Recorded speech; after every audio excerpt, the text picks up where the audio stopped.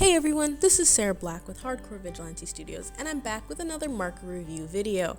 And today I'm going to be reviewing Arteza Grayscale Markers. Before I start, I want to thank Arteza for sending these markers my way.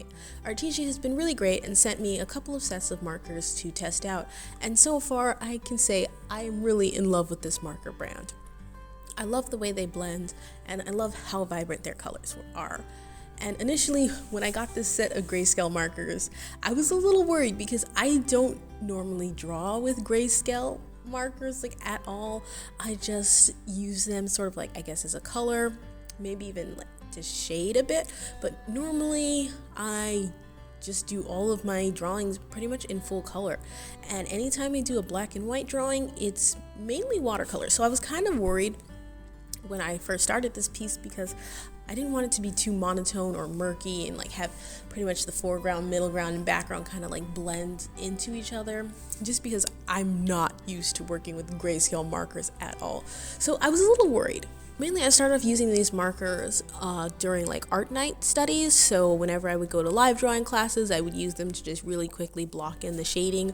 Unfortunately, I cannot share these drawings with you here on YouTube because of reasons. The internet doesn't seem to understand that human beings have bodies underneath clothing, and they try to censor you when you show just regular live drawing, so that will not be shown here. So for today, I'm going to do a concept which will involve using every single one of these markers. I would like to proudly announce that I did manage to use every single marker in the pack. One thing I really like about this pack, because I'm not used to working with grayscale at all, is that they have different colors of gray. So the grays are pretty much broken up into, I want to say 3 main categories, but there's probably more 4 or 5, because you have regular classic gray, just shades of black and white and just mixed together at various degrees. But then you also have muted blue, which they call gray blue, but it's more just muted blue. Then they have muted rose-ish, blush colors, desert rose, stuff like that. And then as well as green and brown. I think that's 5. I don't know. I wasn't counting. Someone count for me. So I ended up using all of these, and so the drawing one did not end up blending sort of into each other. And additionally, the people in the drawing, they looked like they were alive. So I didn't want them to just look like gray stone figurines or statues or anything like that. And then it was pretty cool because ultimately in the end, because of the color variation, I was able to make them look like they were alive. I used one of the grayish yellows, it's a light gray brown, to give their skin some type of life. And then I used blush on one of the sisters, and then that one was able to bring out the blush, make her look like she was alive and living. And then I was able to even use blue for her hair, and that was really fun. I think it added a wonderful accent to the drawing.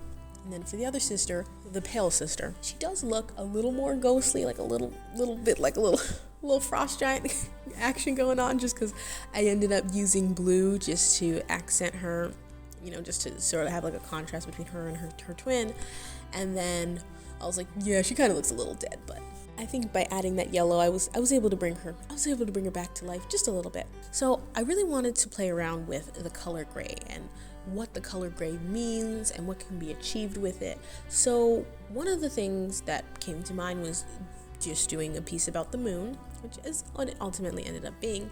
But one thing I really like about the moon is that even though it's gray, just a little gray rock in the sky, it's very elegant.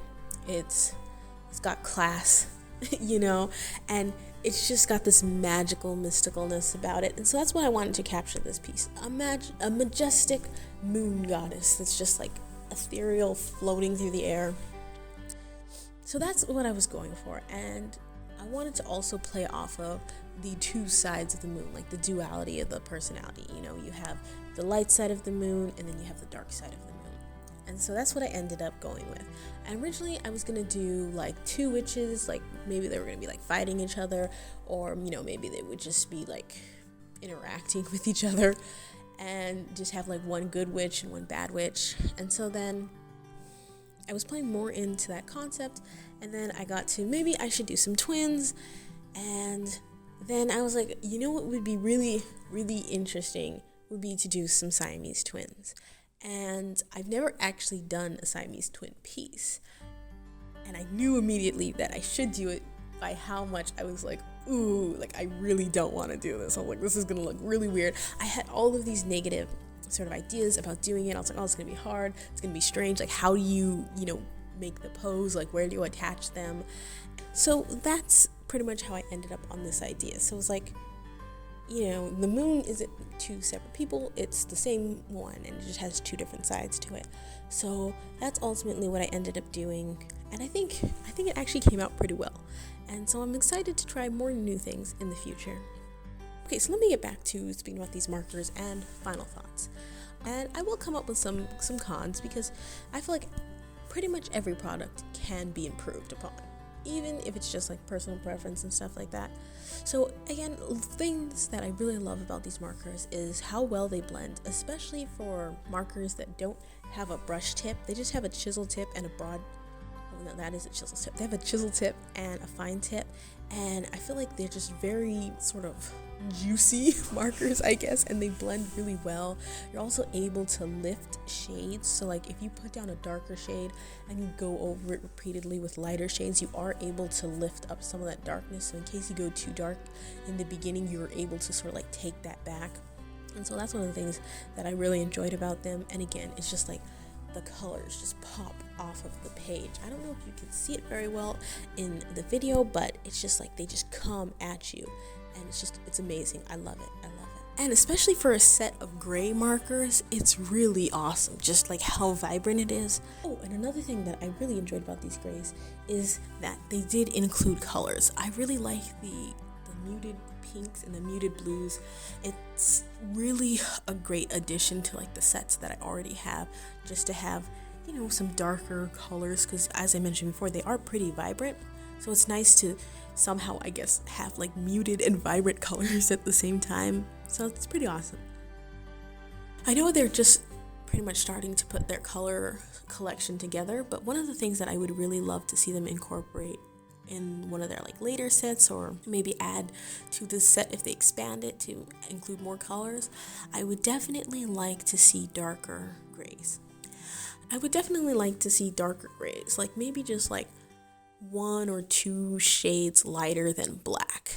Because when I was creating this piece, that was one of the things I was struggling with. I couldn't get darks that were dark enough, and so ultimately for the background, I did end up using watercolor.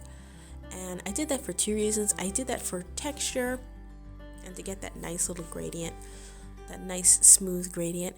And then another reason was just because there wasn't a marker in the set that was dark enough, but then also not the color black.